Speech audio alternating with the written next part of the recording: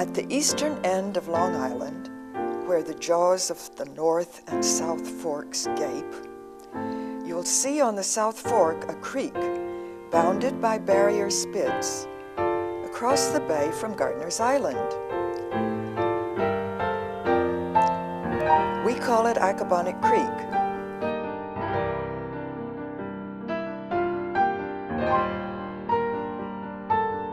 Some call it Accabonac Harbor. We are the Accabonac Protection Committee, a group of citizens whose aim is to protect our creek and its watershed, its health and its beauty, for ourselves and for others, now and in the future.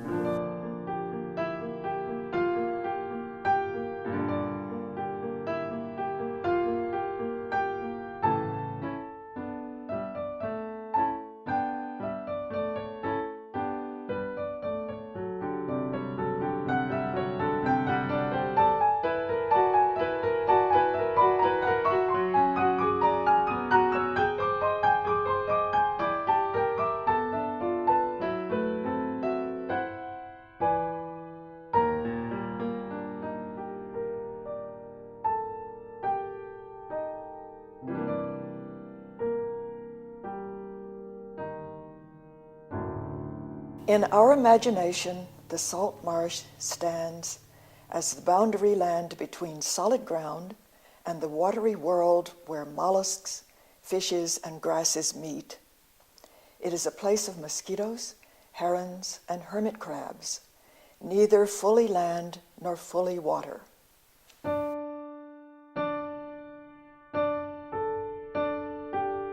Today we're talking to Judy Weiss, who actually is Dr. Judith Weiss, a marine biologist who has written a very interesting book entitled Salt Marshes, A Natural and Unnatural History.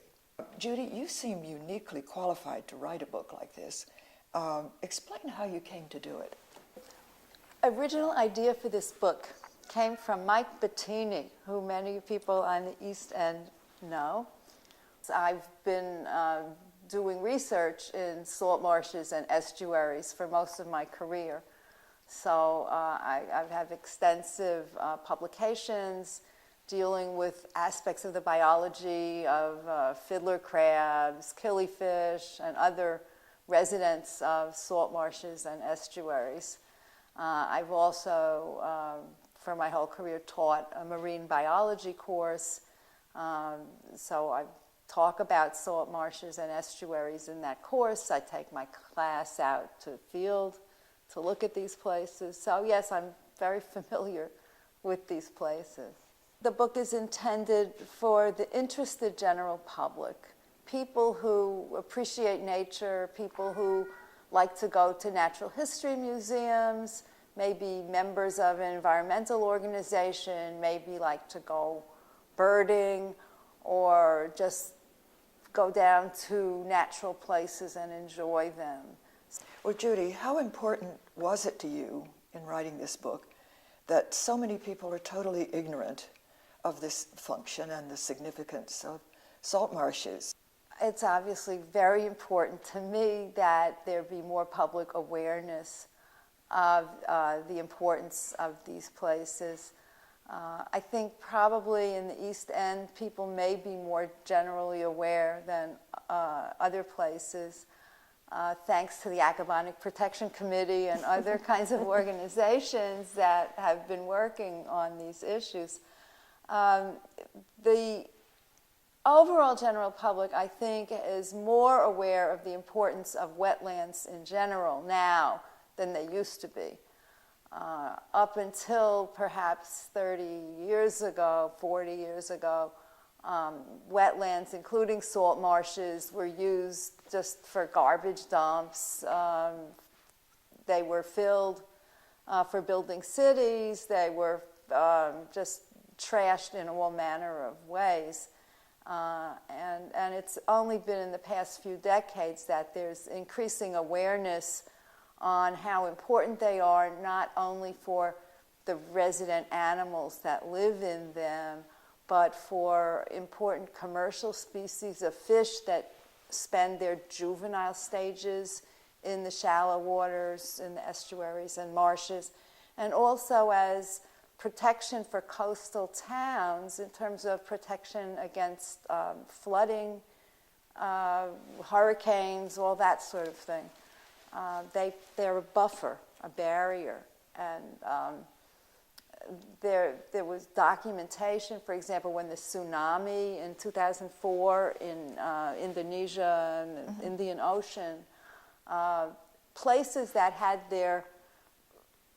those places had mangrove swamps, which are the tropical equivalent of salt marshes. Places that had intact mangrove swamps were damaged far less than the places where the mangroves were gone. So they save human lives as well as the marine life that depends on them. I've heard that salt marshes play the role of kidneys to the estuary or to the creek. Would you say that that's accurate? That's an interesting analogy. The marsh can absorb a lot of pollutants, contaminants that may be flowing from land and prevent them from getting into the estuary. The plants, the grasses, and the sediments can absorb a lot of materials. So in that way, purify the runoff that's coming after a rain, running off into the body of water. So that's a useful analogy. Now, you and Pete have done some very interesting original research, not around here so much as in New Jersey, perhaps? Well, we've done research out here too. Out here too? Yes, we have for many years been associated with the now gone Southampton College, and before that great. with the even earlier gone New York Ocean Science Lab in Montauk. Oh, hey, right. We did research there and then at Southampton College for many summers. Is some of your research covered in the book? Do you deal with it? Yes, not the research that goes back that far, but the research that is discussed in the book includes a series of studies done in conjunction with a number of my graduate students, focusing on New Jersey, comparing the biology, including the behavior and ecology of species living in contaminated estuaries, such as we have in great abundance in northern New Jersey, and using initially out here and more recently South Jersey as a cleaner site to compare. So we've looking at different predator-prey interactions, feeding behavior, ecology of the same species. How does it cope in the polluted place versus clean place? And we've done such studies with killifish or mummichugs, with grass shrimp, with fiddler crabs, blue crabs, and bluefish. And so it's interesting. I can't get into major details here on how these different species are altered by living in contaminated sites. Some other research that is discussed in the book is looking at effects of invasive species in salt marshes. And we've done some work with invasive crab species and some work with the invasive marsh plant Phragmites. Well, actually, about Phragmites, you have some opinions that some people would call highly controversial. Would you like to explain that a little bit?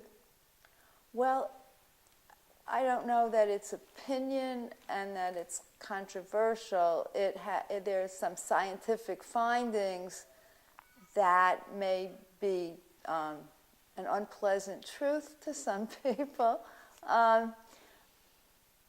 clearly, Phragmites is not ecologically useless. It is indeed an invasive species. It certainly reduces the diversity of other plants on the marsh.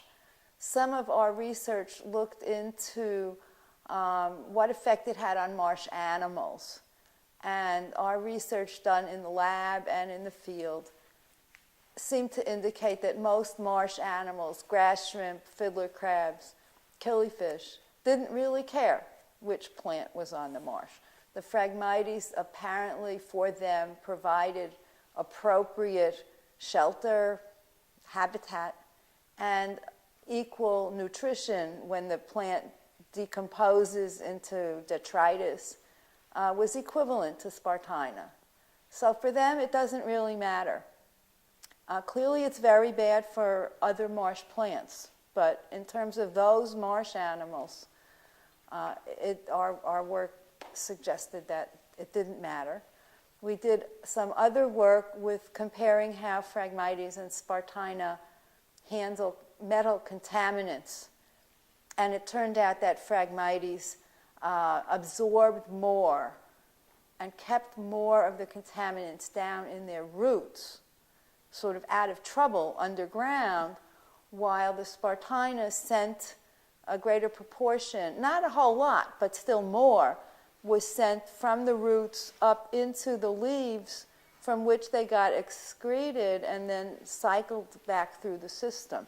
So in a polluted site environment, one might argue that Phragmites is better kidneys, okay, if we go back to that analogy, is doing a better job at sequestering contaminants and putting them in a place where they would be less likely to cause trouble.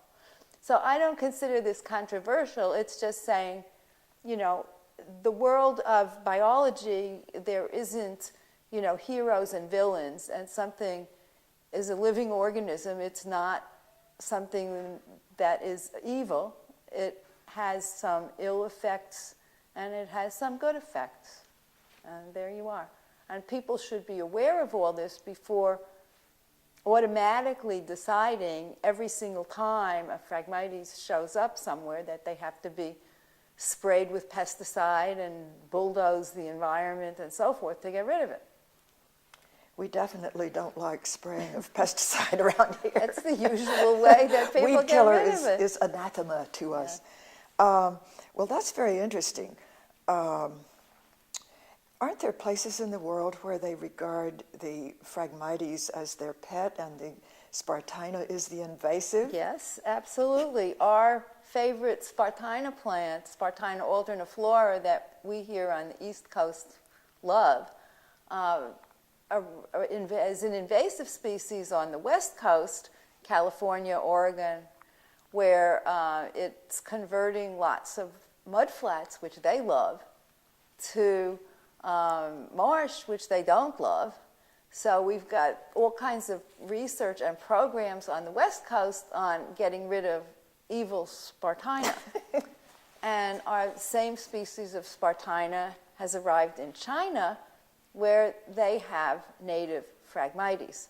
And you see the same battle going on with the roles reversed. You've got the evil invader Spartina taking over from our lovely native Phragmites. And that's the Chinese point of view.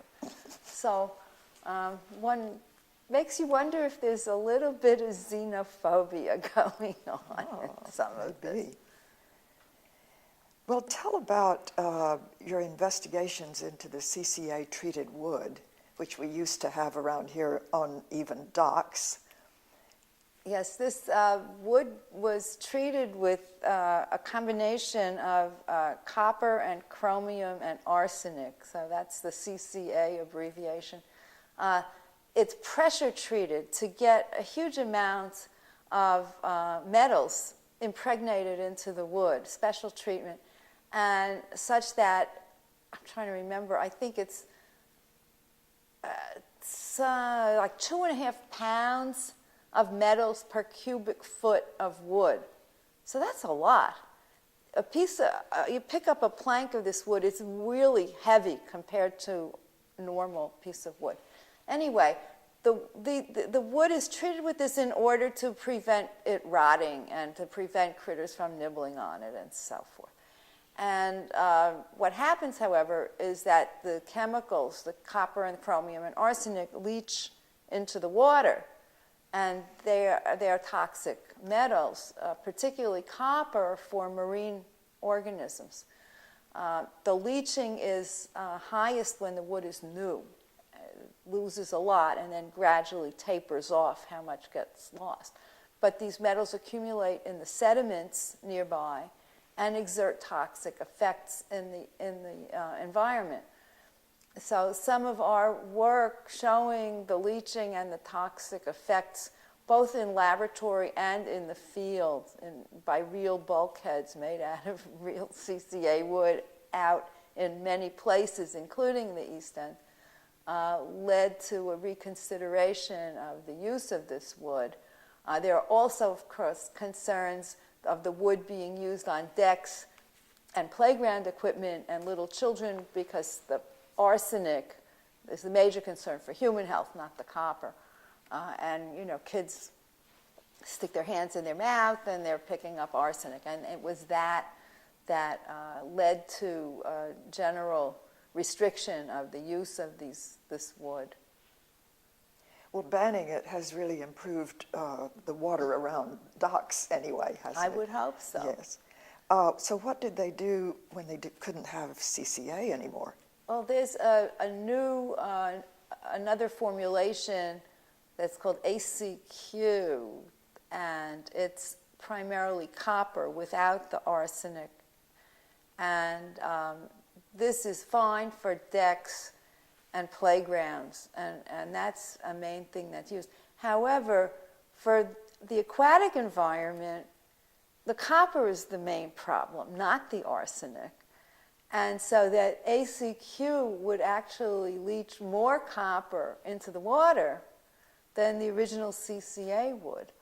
So this is not permitted to be used near the water. Well, that's a good thing. Oh, that's a good thing. I wish they could find something that would do that sort of job without it destroying so Right. many Well, other things. they're working on other kinds of formulations. They're also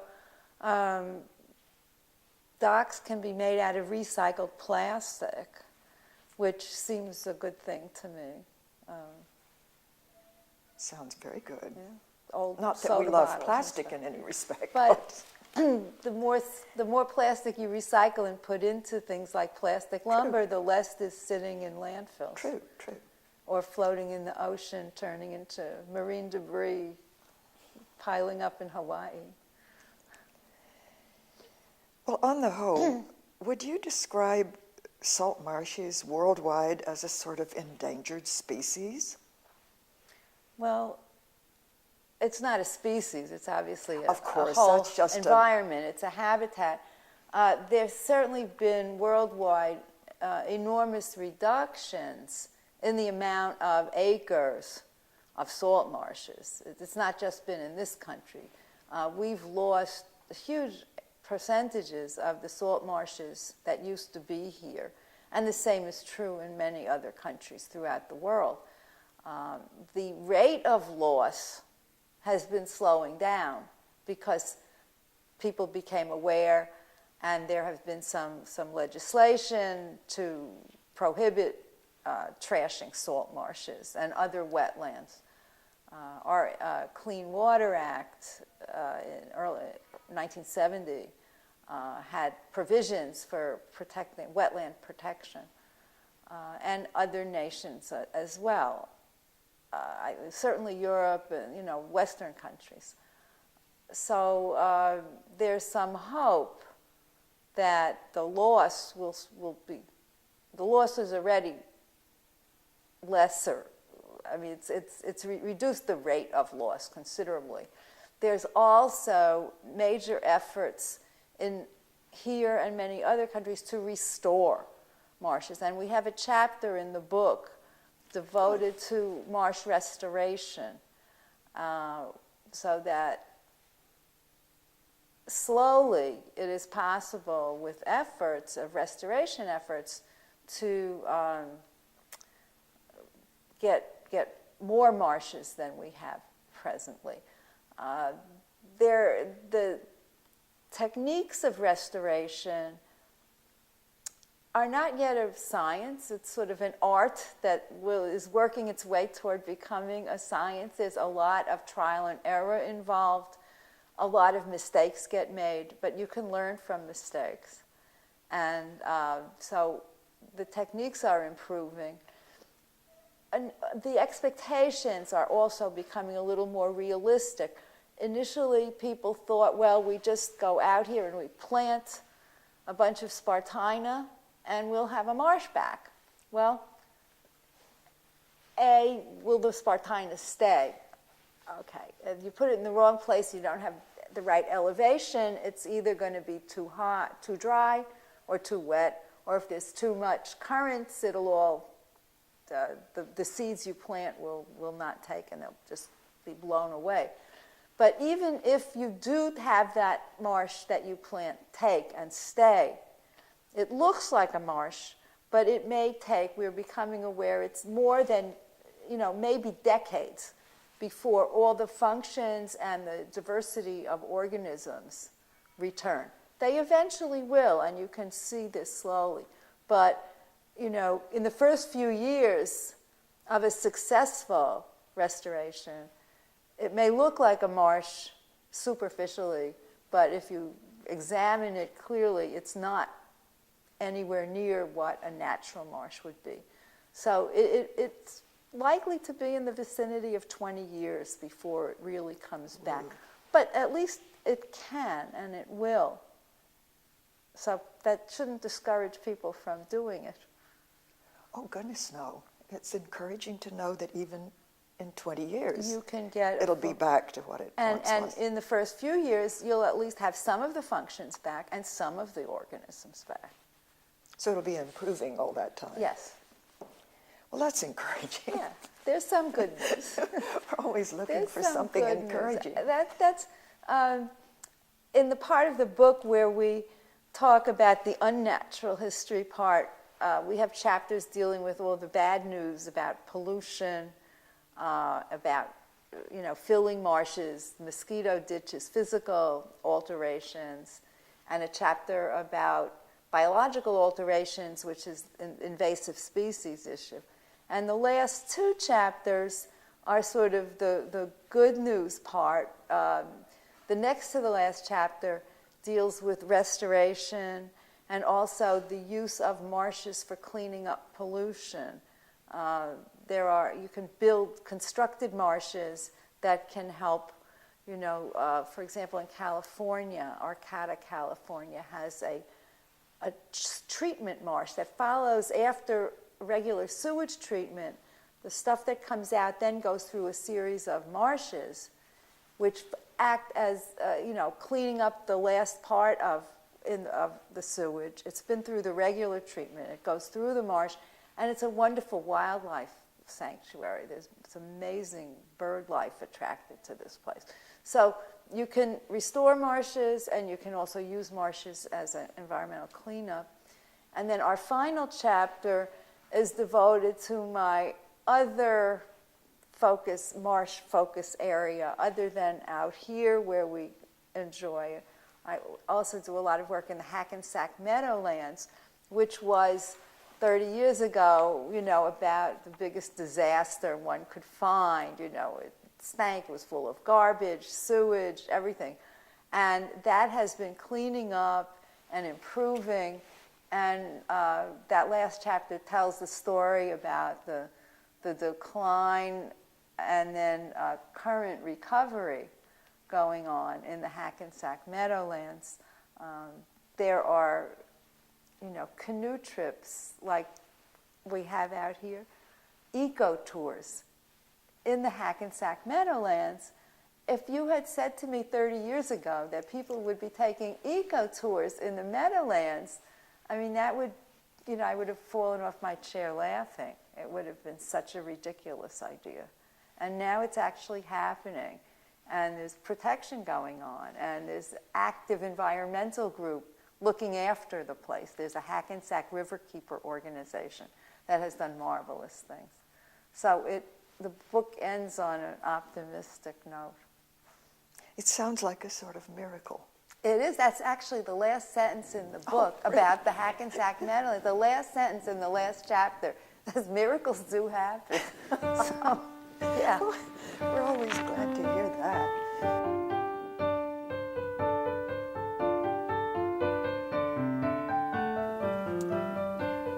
Well, all of this is more or less about marshes in general, marshes worldwide and so forth.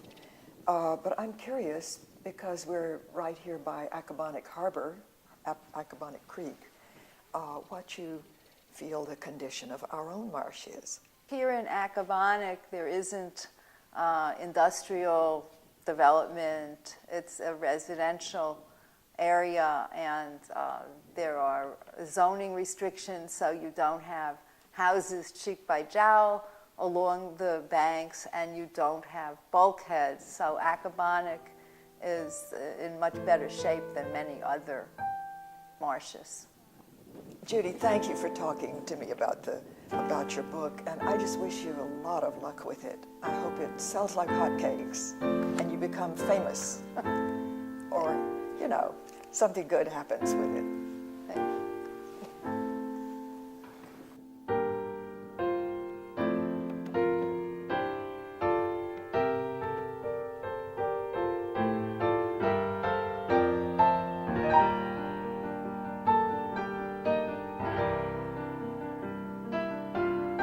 Bye.